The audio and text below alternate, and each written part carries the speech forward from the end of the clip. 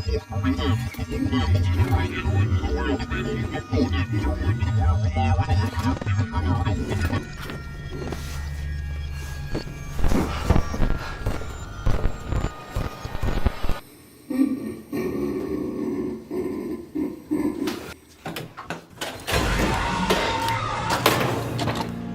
you want to learn how to make this?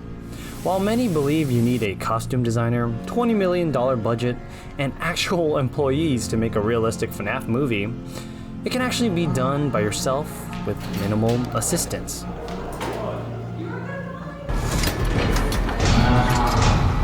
A while ago, I made my own FNAF short film, and it did, well, I mean, if you count a couple thousand views as well. It didn't do as good as my first one, despite being much more impressive. Anyways, using 3D software, I was able to bring Withered Bonnie to real life with quality almost just as good as the FNAF movies. And today, I'll teach you how to do the same thing. By using Blender, you'll be able to add FNAF animatronics to any scene, making something simple like this camera shot to an active moving scene. It is mildly difficult to do, I won't lie, but the mindset you should have is that if I can do it, as a broke college student with nothing but a camera and a button-up shirt, then you can too. Let's get started.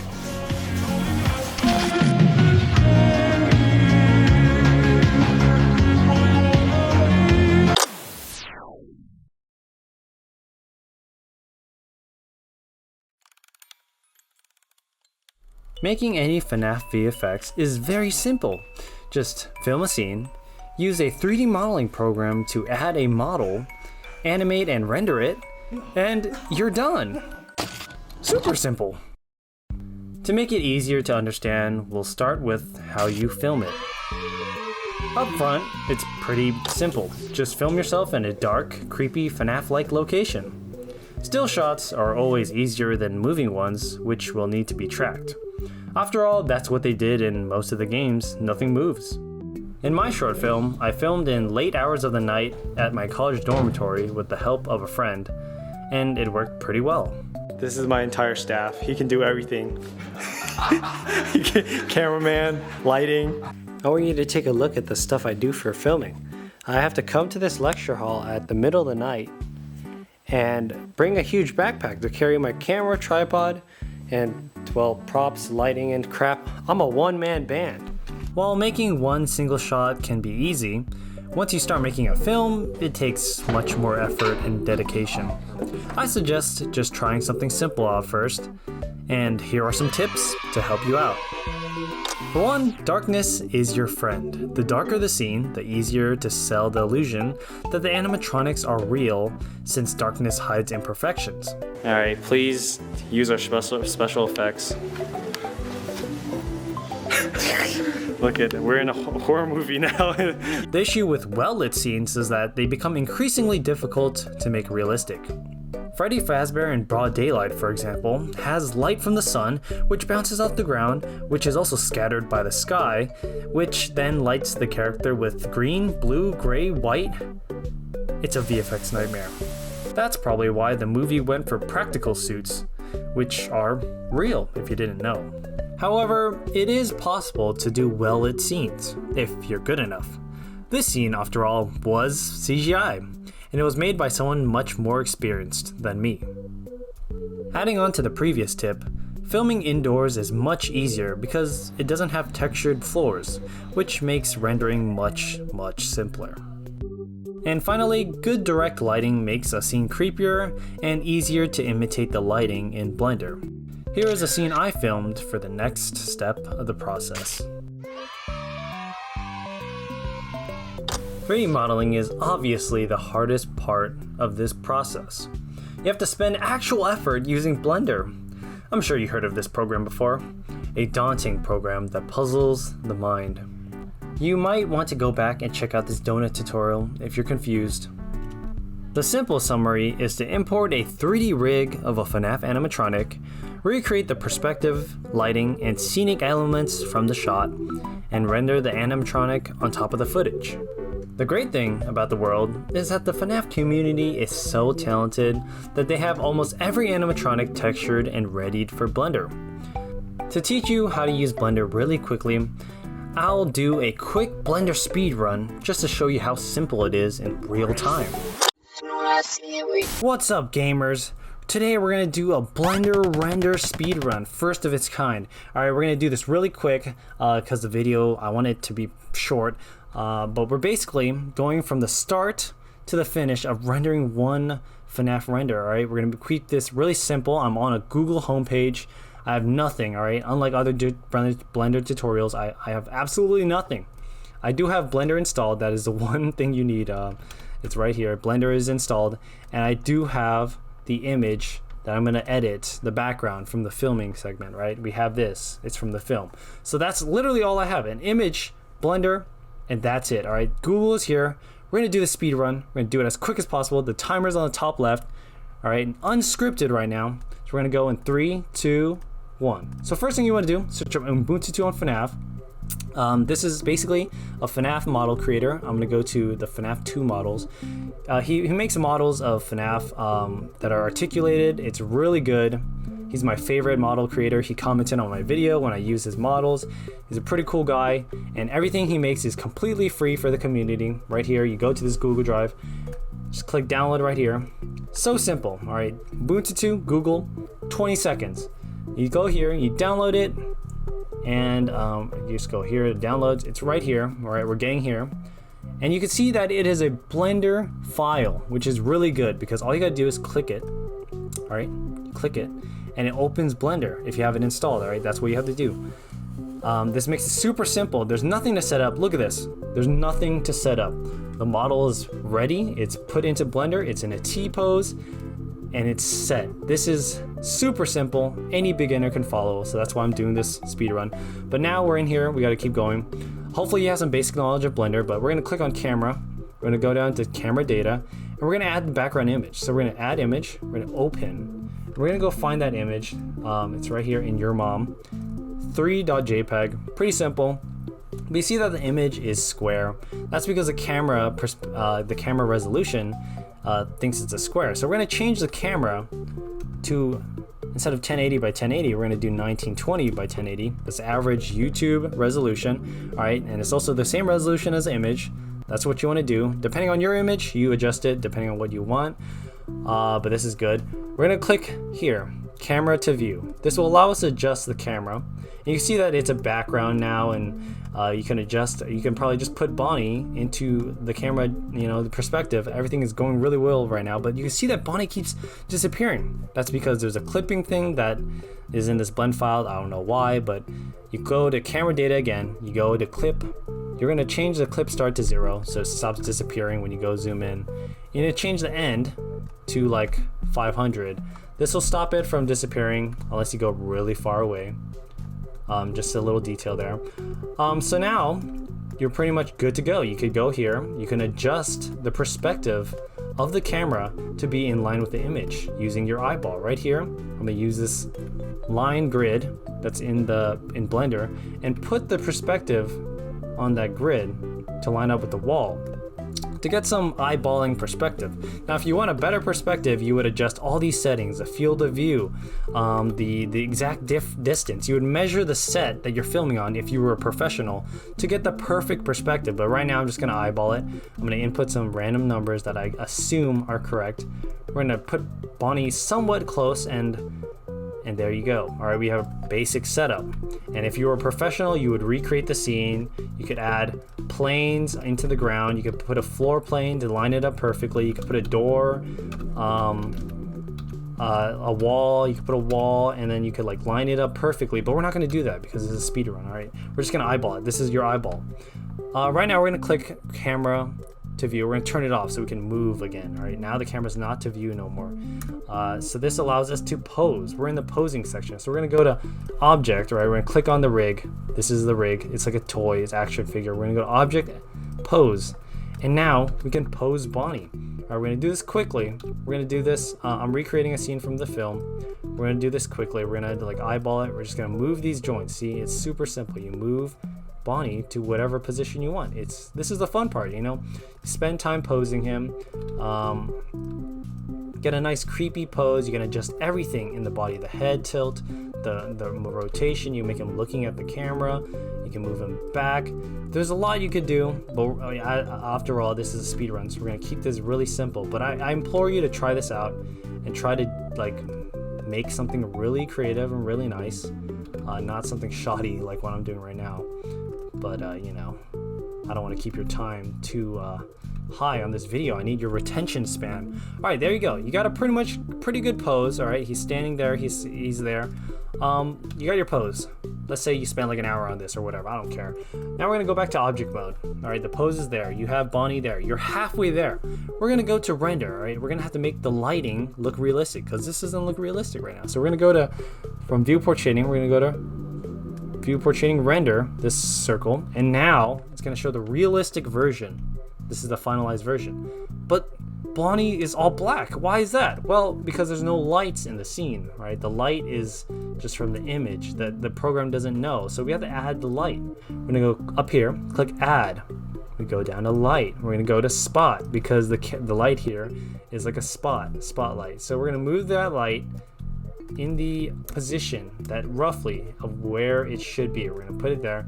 We're gonna adjust the wideness of the light by just scaling the Z. We're gonna scale the light entirely, make it big. Try to match the angle right here. You see the light, it angles out. And you can see it's not doing anything, but the light is just too weak. So we're gonna adjust the power over here to 2000. There we go. It's already realistic. It's done for you. The program does everything for you. It's so simple. And there we go. You're basically done. So we're gonna render this. All right, we're gonna render this right now. Now, if you're a professional, if you're working more time on this, you would probably want to make it more realistic. You would search up tutorials, how to make the lighting better, maybe add some bounce light. You know, there's a lot of things you could adjust to make this much more realistic. Obviously, there's thousands of Blender's tutorials. You could add floors, you could add whatever. But we're gonna keep it simple, right? This is basically 90% done. So your render, you're gonna go to render settings, and we're just gonna change something real quick. We're gonna change the amount of samples because we don't want it to be that high detail. It's gonna take forever to render. My speed run is gonna be low. We're gonna 40 samples, pretty quick. We're gonna put output. You choose the folder. We're gonna go obviously to the your mom folder. We're gonna set the output there. PNG, RGBA. It's already all set up, but there are some settings like transparency that are already set up. You have to understand. I'll just show you real quick, like right here.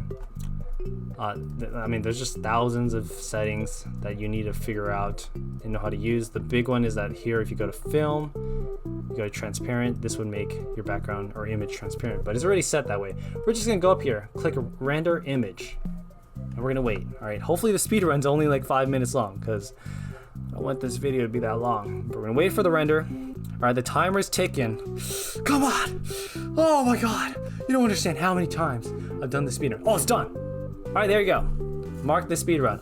You don't understand how many times I've done it. So you have your image right here, and you just click save as right here, PNG, navigate to the folder, whatever you want, and you're done. Perfect speed run. How long was that? I don't even know. Let's go.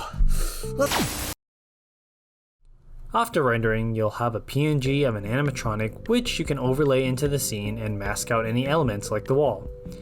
For a camera scene like this, you can add the camera interface and static. You can get the original effects from the games pretty easily online, but if you're going another level up, you might need some more unique resources. That is where you can use AEjuice, a VFX website with a vast collection of resources, and I do mean vast. Here are some VHS effects, retro effects, confetti, all of which were used in this video and the film. There are several different pricing options from just one package to everything, and it definitely helps with any VFX workflow. Check it out in the description below. Animating takes everything a step further. After all, you can't have a FNAF movie with no movement, right? It's called a movie, right? And if you're gonna have animations, you may as well have a moving camera to fully sell the realism. For this, you have to 3D track the footage so your editing program can understand the space of your scene, allowing you to place objects that follow it. I don't believe in Blender's tracking system, so I used After Effects for this instead, following this tutorial. then converted the information to Blender. Here you can import a video to see how the camera follows the scene. Now, when animating, you just pose the animatronic, but with keyframing enabled. By scrubbing through the timeline, you can animate specific parts of the rig. Some tips. Metal animatronics have a lot of weight. It's one thing the movie kinda gets wrong. You can animate this by making parts push past their stopping point, especially when walking. Animating animatronics is actually pretty easy since they are robots and aren't that smooth. You don't have to worry about perfect smooth arcs and movements that organic creatures might have. Don't worry about crazy movements. FNAF animatronics always seemed creepier because they hardly moved. It was when they did move that panic ensued. Plus, it's much easier to animate something not moving than moving. Now, that's basically how you do it. Of course, there's much more complexities to this process, and I'm not really an expert at Blender CGI, but let's go over some more scenes so maybe I can give you some more tips that I've learned that a plain tutorial simply can't. This scene was probably the most impressive, featuring a walk through a hallway. I tracked the scene, which was done pretty easily, but in this instance, I placed walls to perfectly match the original film. This was necessary to capture accurate shadows, which are done with shadow catcher objects. Basically just a bunch of planes that the animatronic casts shadows on and can be exported. Without shadows, this scene would look extremely fake, and it's another reason why darkness is a good aspect in shot choice. This scene in the restroom was tough because of how smooth the walls are. Motion tracking software uses texture points and how they move in a scene to capture the motion data. So when programs can't define enough texture on walls to get a good track, it fails. Here was the initial version, which had Bonnie jerking around and was pretty unacceptable. The solution is that luckily we exist in the scene that we're filming and can add our own tracking points. So we tried filming this shot already, and we couldn't track it. So would you care to explain what you've done to the bathroom, Andrew? I got this manual here that I'm ripping black papers out of. We got some track points to make it easy for the software to track the 3D animatronic. I'm really poor because I can't even afford stickers. I got me some. Wait, I'll get the zoom on the camera. Wait, hold up. Let's get the blue tack POV, bruh. The words are extra contrast. Oh. Stick this over a porta potty or this stall. Be good. I guess that means Bonnie's canonically a man if we're in the men's restroom. That's a good point. I forgot about that. The result was pretty amazing, although I would not recommend filming in the restroom after doing so personally. Some scenes, like the jump scare, were impossible to track because of the motion blur and darkness. For this, I had to track the scene manually by animating the camera motion frame by frame. Luckily, since the scene is moving so fast, the motion of Bonnie doesn't have to be 100% accurate to be believable. Another example is this scene where I'm crawling through a lecture hall and glance over to Bonnie.